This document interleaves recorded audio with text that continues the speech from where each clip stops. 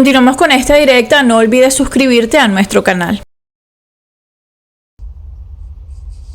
Buenos días mi gente, mi nombre es Juan Echezábal, esta es mi página La Tijera.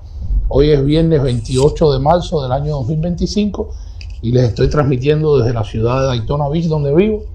Vamos a cambiar las cámaras con estas hermosas imágenes, ¿no? En la mañana viendo el amanecer, un lugar muy bonito. Como todos los Estados Unidos, aquí todo tiene su encanto, todo tiene bello. Yo le digo a mucha gente que no es necesario, para el que vive aquí en esta gran nación, no es necesario viajar fuera de los Estados Unidos. O sea, si no tienes los recursos, la necesidad o la posibilidad, no es necesario hacerlo, porque los Estados Unidos es un gran planeta. Es como es una nación planeta. O sea, son varios estados, pero varios estados con sus características. Hay lugares de los Estados Unidos en los que vas que te parecen Europa, y otros lugares parecen África, otros lugares parecen Asia. Puedes encontrar todas las culturas, todas las comidas, puedes encontrar asentamientos y barrios, ¿no?, que te recuerdan Venecia, otros te recuerdan París. O sea, maravilloso. Tiene parques que los visitan personas de todo el mundo. Esto es una gran nación. Pero a lo que iba, el régimen sigue apostando por tratar desesperadamente de revitalizar y de captar, ¿no?, a militantes de la juventud, militantes del partido, miembros del Ministerio del Interior, de las Fuerzas Armadas, porque se les ha producido en los últimos meses y sobre todo en los últimos 2 años un éxodo muy grande. Debemos recordar que oficiales de las Fuerzas Armadas y del Ministerio del Interior han sido vistos incluso con sus uniformes llegando a tierra estadounidense, como el caso aquel de aquellos policías que llegaron a Los Cayos de la Florida y después uno de ellos cometió un acto criminal también, asesinó a su pareja y a la nieta de esta, una cosa así. Por ahí está, pueden buscarlo y googlearlo, ¿no?, para que vean este caso. También vimos el caso de una capitana de las Fuerzas Armadas que fue capturada en alta mar por los guardacostas estadounidenses y fue de vuelta a Cuba. Pues esa muchacha está presa.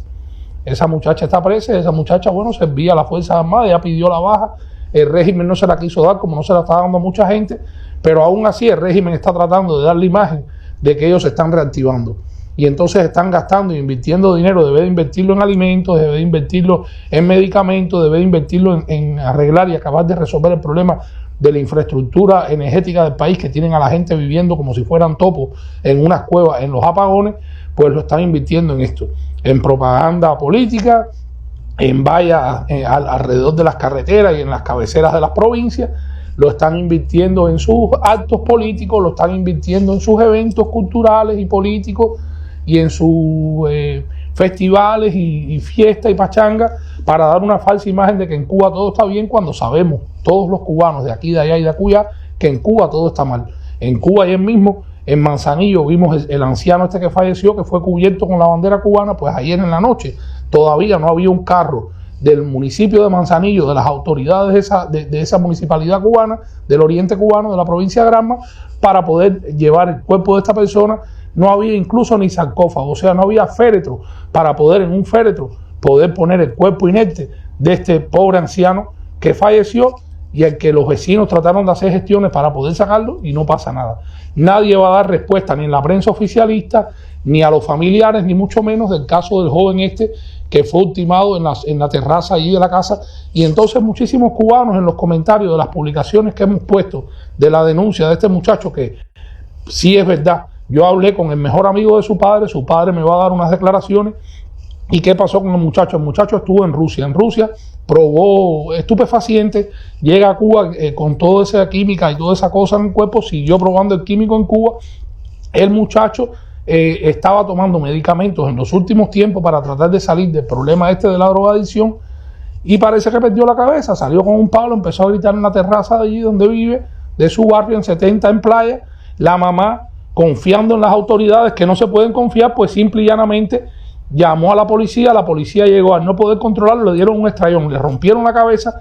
El hombre, a partir de eso, el joven falleció, y aquí no ha pasado nada. Esta es la historia de Cuba.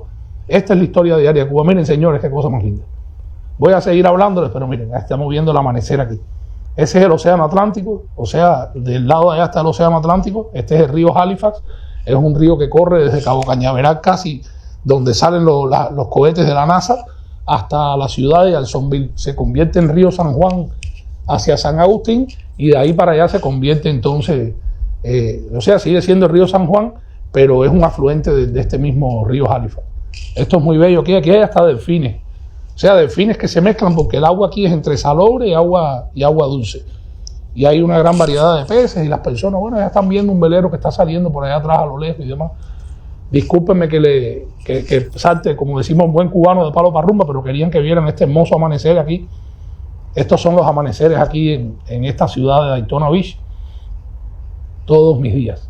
Y le doy gracias a Dios por ello, por los 20 años de exiliado que llevo, porque gracias a esos 20 años he podido hacer una familia en libertad, he podido realizar casi todos mis sueños. El único sueño que no he podido realizar es el gran sueño de ver a tu Cuba, a mi Cuba, a nuestra Cuba, libre de las garras del castrismo opresor.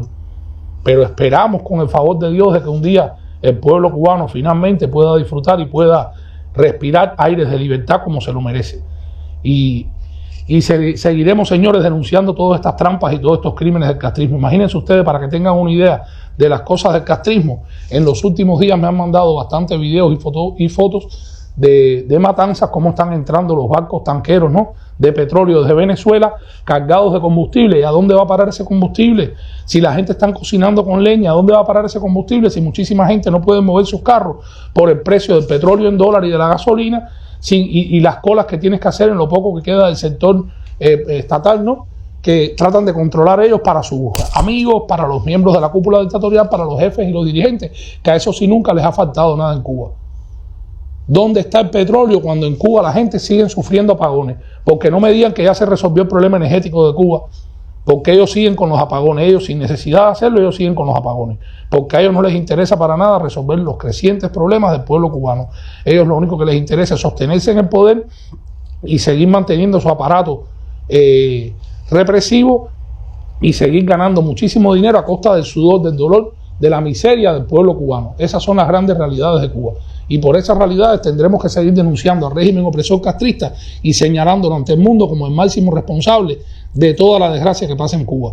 Cuando usted ve un accidente de tránsito es porque no hay luz en los semáforos, es porque las vías están destruidas, están llenas de cráteres y de baches que lo que hacen es provocar de que el pueblo, ¿no?, los choferes tengan esos tipos de accidentes. Los carros están viejos, no se le dan los mantenimientos requeridos. Allí nada importa. Ahí lo único que importa es que el cangrejo, por ejemplo, pueda seguir yendo cada vez que le da la gana con su séquito de escoltas, de bandoleros y de mafiosos y narcotraficantes, porque es un narcotraficante igual que el padre López Calleja lo fue, siga yendo a comer a la Divina Pastora y le cierren aquello ahí un pedazo a él y a su séquito, y después cuando se van ni pagan. No pagan un centavo, es una palmada de mano al gerente, y gastaron ahí 3,000, 4,000 pesos, dólares, mejor dicho, gastan miles de dólares allí, y esos dólares, ¿sabes a dónde van? A costilla de la leche en polvo, a costilla del pedazo de pan, a costilla del medicamento que el pueblo cubano no recibe a diario. Esta gente se han robado la isla, la han secuestrado, y todo el mundo es cómplice de lo que está pasando en Cuba. El primer gran cómplice de la desgracia del pueblo cubano es el mismo pueblo cubano que ha soportado silente y con miedo, y entiendo su miedo. Yo también lo tuve cuando vivía en Cuba, por supuesto, pero con miedo hice mis cosas también, con más miedo que valor, pero con el deseo de ver a Cuba libre. Y el miedo es el que ha llevado a los cubanos a soportar todas esas cosas, a soportar que Cira, una joven madre con su hija, viva allí en la zona del matadero Camilo Cienfuegos, entre aguas albañales, y por más de un mes las autoridades del municipio donde ella vive no le den solución a su problema, porque sabe que lo que pasa, el director de comunales, el director del Poder Popular, el primer secretario del partido de su municipio, lo que están es robando, lo que están es inventando, vacilando, bachateando con los carros del Estado y disfrutando de lo que privan al resto del pueblo. Si usted saca la cuenta quiénes son los dirigentes, quiénes son los jefes, quiénes son los directores de empresas, no representan ni el 10% de la población cubana. Y esos son los que están viviendo, señores. El resto del pueblo se está comiendo un cable del carajo, porque a la dictadura no le interesa para nada el pueblo cubano. La dictadura lo único que le interesa es sostenerse en el poder, y que los cubanos se sigan yendo, los jóvenes, los que tienen fuerza y los que tienen la posibilidad económica, se sigan yendo para alrededor del mundo, para que sean la fuente de suministro de las divisas que necesita la cúpula dictatorial para seguir dándose la gran vida en Cuba. Eso es un negocio redondo. El que se le ocurrió eso, lo hizo con ese objetivo, no con el objetivo de que el pueblo cubano viva mejor, de que el pueblo cubano viva con libertad, de que el pueblo cubano viva con seguridad ciudadana. Ellos para nada les interesa nada de eso. Ellos lo que les interesa es que los cubanos que tienen la posibilidad se sigan largando del país para que sigan siendo la fuente de suministro, vuelvo y les repito, monetario, que soporte a la dictadura opresora castrista que los tiene a ellos en el poder. Más nada, esa es la única verdad.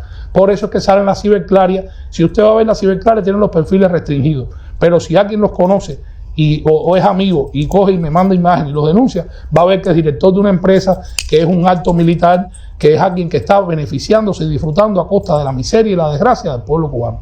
Leo comentarios. Heidi Rondón, saludos y bendiciones. Rosailda López Peña, saludos para ti. Jenny Benis, mil bendiciones desde Cuba. Heidi Rondón, buen día. Así es, acá en Cuba se está pasando mucho trabajo y necesidad y no sabemos hasta cuándo. Tenemos los niños, ancianos y personas necesitadas y el gobierno nunca responde por ellos, cuando eran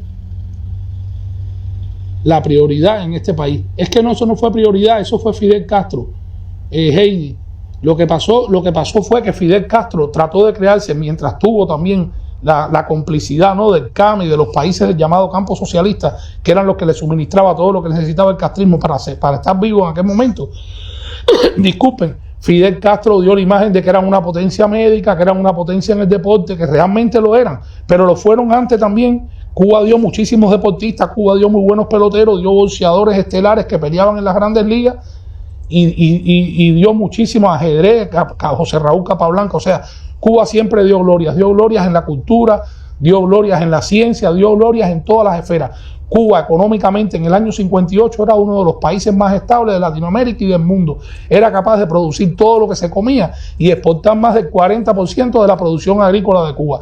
Y eso de que los campesinos y que el pueblo cubano se moría de hambre es una gran mentira. Porque imagínese usted que los campesinos en el tiempo muerto dejaban ahí, el bodeguero le dejaba fiado, porque las bodegas en los lugares donde estaban en los ingenios, los centrales azucareros, eran de los dueños de los mismos centrales.